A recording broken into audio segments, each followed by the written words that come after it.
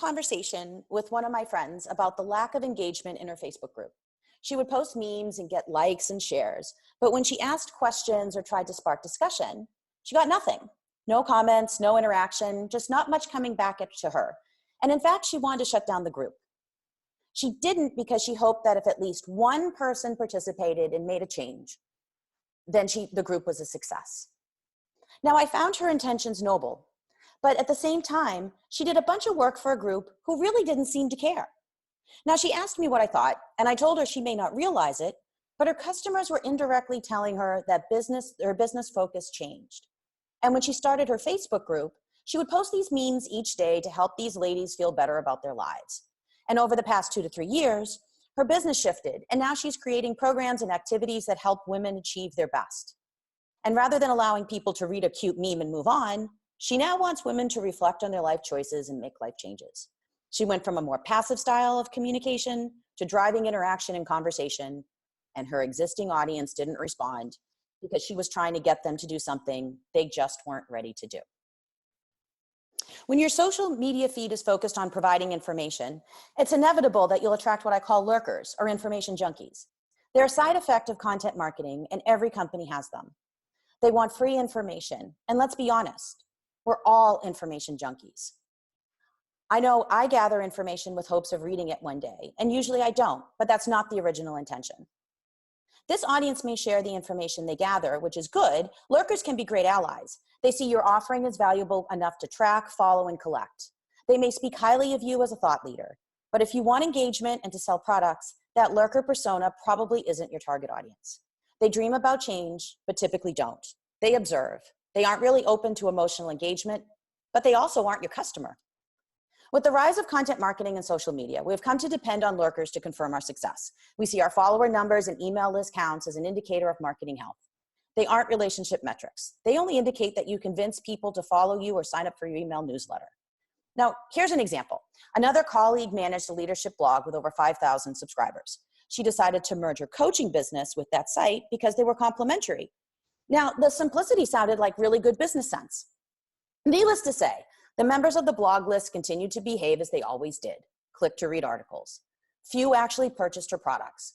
So we sent them a survey to learn more.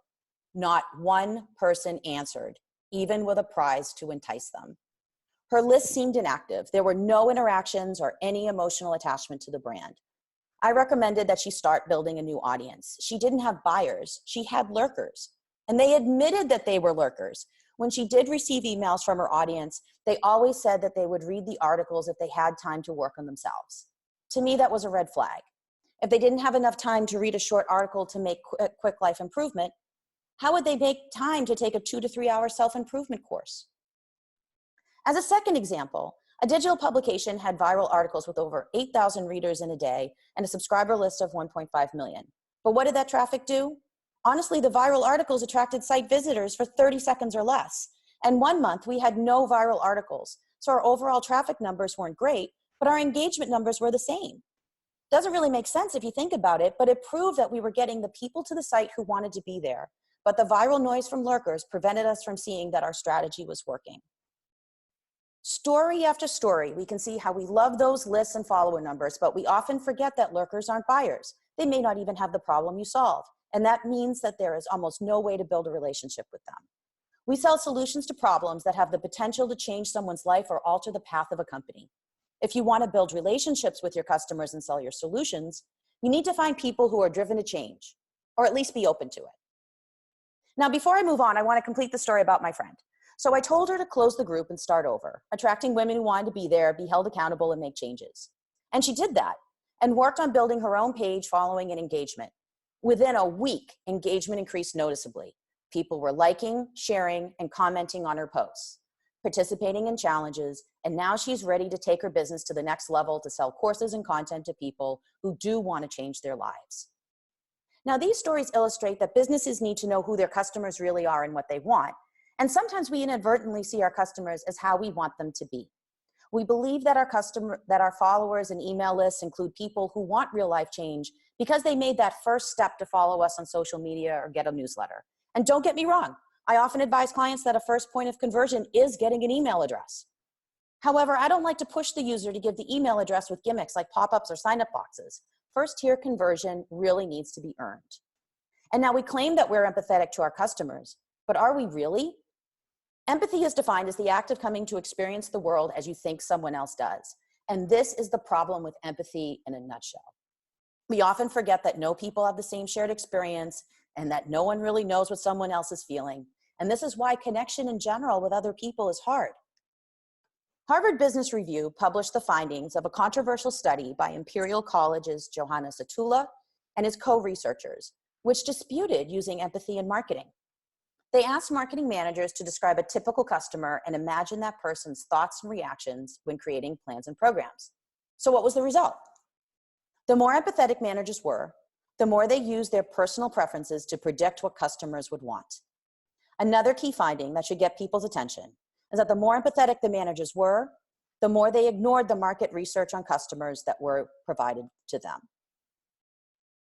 Arguably, the research didn't reflect empathy in the sense we may want it to, but it did reflect empathy according to the formal definition. The act of coming to experience the world as you think someone else does. And that's how these marketing managers saw the world. Not based on research, not on any level of connection with their customers, but their own insights based on their own experiences. Now, sadly, we aren't much different. We'll see a mailing list of 5,000 people as 5,000 prospective buyers rather than 5,000 people with a problem that we may be able to solve or not.